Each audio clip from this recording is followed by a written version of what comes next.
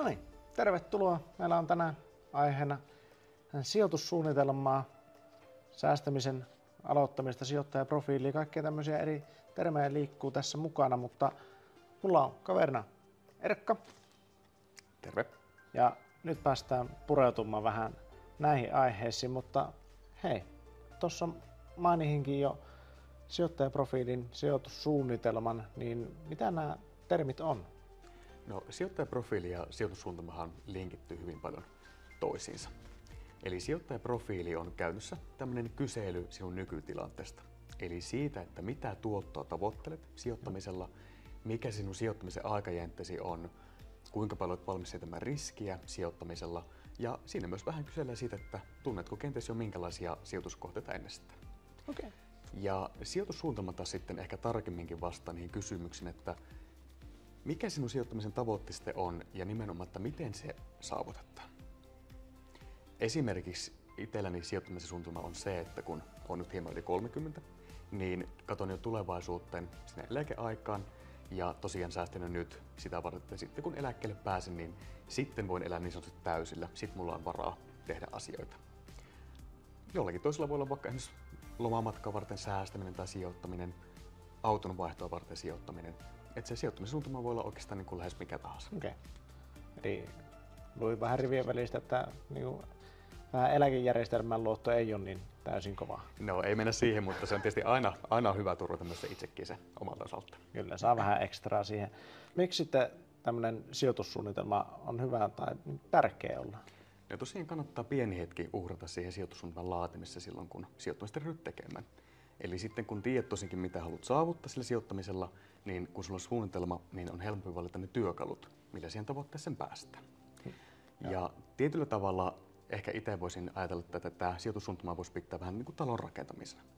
Et silloin kun lähdet rakentamaan taloa, niin sulla on varmaan jonkunlainen visio siitä, että miltä se talo näyttää siinä vaiheessa, kun se on pystyssä. Saatat myös varmasti miettiä sitä, että mikä se budjetti on, millä se talo rakennetaan, kenties sitä aikajännettä, millä se valmistuu ja ne kaikki materiaalit, mistä se on tehty. Eli voisi ehkä kysyä näin päin, että kannattaako taloukkaan lähteä rakentamaan ilman suunnitelmaa? Onko tässä niinku peruspilarina sille talolle sitten, niin toimiiko se sijoitussuunnitelma sitten siinä ja se pohjapiirroksena myös? Kyllä, nimenomaan. Että tiedätte, mitä lähdetään tekemään, tiedätte, mitä lähdetään hakemaan takaa. Ja tietyllä tavalla se sijoitussuunnitelma toimii myös tämmöisenä vähän niin kuin navigaattorina sulle itsellesi yllättävissä tilanteissa. Useimmat sijoittajathan kohtaa monesti tämmöisen ilmiön, että esimerkiksi maailmantilanne vaikuttaa siihen, että se oman sijoitussalkun arvo heiluu, eli laskee ja nousee. Ja jos sulla on se suunnitelma kirkkana mielessä, mitä sinä haluat itse sijoittamisessa saavuttaa, niin sinä ehkä paremmin pystyt siinä hetkessä tietämään sen, että mitä minun pitäisi tehdä silloin, kun tämmöisiä omalle kohdalle tulee tämmöisiä ilmeitä vastaan. Eli jos sijoitusarvot lähtee heilahtelemaan, niin kannattaako sinun itse siinä vaiheessa myydä vai osta lisää, eli hyötyä sitä heilusta, vai ihan vaan pitää se maltti, että oot tekemättä mitään ja ootat, että tilanne paranee. Eli sinä olet ehkä sitäkin vähän jo miettinyt, niin ei tule sitten yllätyksen silloin, kun tämmöinen ilmiö voi tulla sinulle itsellesi vastaan. Kyllä, eli siinä vaiheessa, kun ihmismieli lähtee niin laukkaamaan, niin se on tällä taustalla sitten vähän muistuttelemassa se on järkeä. Juuri tätä. Juuri tätä. Joo. No, miten tämmöinen suunnitelma sitten lähdetään laatimaan, rakentamaan? Joo. Eli tosiaan sijoittajaprofiili ja sijoitussuunnitelma tehdään, ainakin meille jos tulet käymään, niin aina ennen kuin lähdetään mistään sijoituskohteesta puhumaankaan. No, sijoitussuunnitelmahan pystyy tietysti totta kai omatuuminen sijoittaja laatimaan itsekin, jos siihen on kykyä ja osaamista ja tietää mitä haluaa. Mutta jos se tuntuu vieralta, eli jos haluat siihen apua, niin varata sulle aika tänne meille OP:hen ja sitten tosiaan kun tulet meille käymään tai muissa kanavissa ollaan yhteydessä, niin me kysellään tarkemmin sulta silloin, että mitä sinä haluat saavuttaa ja tosiaankin sitten sen mukaan me annetaan sulle ihan tämmöinen yksilöllinen ratkaisuehdotus. Ja ennen kuin tulet meille käymään, niin tosiaankin sijoittajaprofiili kannattaa olla tehtynä ennakkoon, koska siinä sinä pystyt meille kertomaan jo etukäteen, että minkälainen sijoittaja kenties olet ja mitä tavoittelet.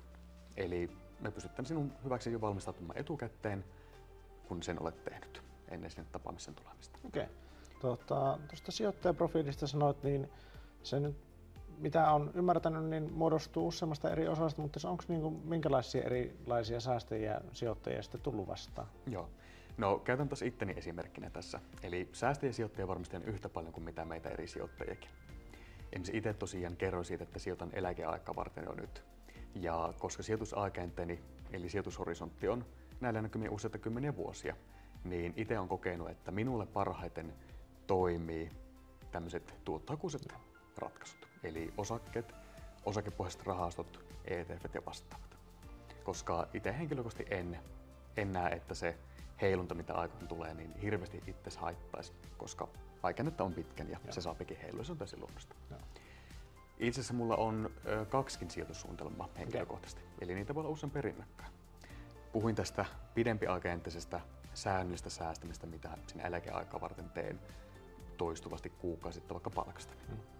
Mutta sen rinnalla pyörii sitten myös toinen tämmöinen nopeatempoisempi, pienemmillä summilla ajankohtaisiin sijoitusideoihin mukaan lähteminen. Eli toisin sanoen niitä sijoitussuunnitelmia voi olla itselläänkin useampia. Yksi yhtä tavoitetta varten, toinen toista.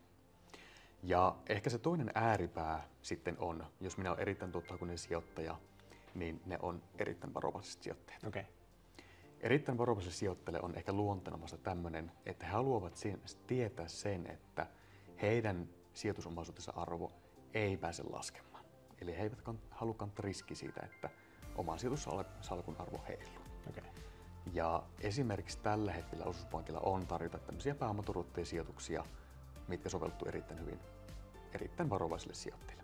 Eli pelkästään niin tilit ei ole siinä se ratkaisu enää nykypäivänä, vaan siellä löytyy niin muitakin keinoja sitten. No tilit on, sanotaan näin, että niille se korko on jo lähtenyt laskemaan. Eli tosiaankin tilisäästäminen on aika huono keino itse asiassa, varsinkin pidemmällä aikajänteellä päästä alkista varustamaan. Inflaatio syö siitä tilinkorosta aika suuren loven nytkin. Mutta sanoisin näin, että jos me katsotaan keskiverto suomalaista sijoittajaa, niin tämmöinen perinteinen sijoittaja tai keskivertosijoittaja on varmaan jotakin ehkä erittäin tuottohakuisen ja erittäin varovaisen välimaastosta. Puhutaanko tällöin niin tästä niin maltillisesta sijoittajasta? Eli maltillinen profiili on hyvin tyypillinen meille suomalaisille. Mikä on maltilliselle sijoittajalle luonteomasta on se, että he toki haluavat mukavaa tuottoa, mutta ei kuitenkaan haluta riskeerata ihan niin paljon. Eli halutaan säilyttää yöunet sillä, että nimenomaan se oma sijoitussalkku rakentuu vähän niin kuin niistä tuottavuista sijoituskohteista, osakkeista vaikkapa tai osakeratkaisuista. Ja sitten siellä voi olla kyljessä niitä tämmöisiä vähän vähempiriskisempiä kohteita. Eli se kokonaisuus nimenomaan, mikä se ratkaisee. Niin. Ja jos tämmöistä muutama niin kuin nyrkkisääntö, mitä voisi säästäjille sijoittajille antaa siihen oman suunnitelman laatimiseen liittyen, on se, että mitä pidempi sijoitusaikainen on, niin tyypillisesti sitä parempi se lopputulos myös sinulle itsellesi myös on. Eli sinulla on useampi vuosi aikaa tehdä niitä tuottoja.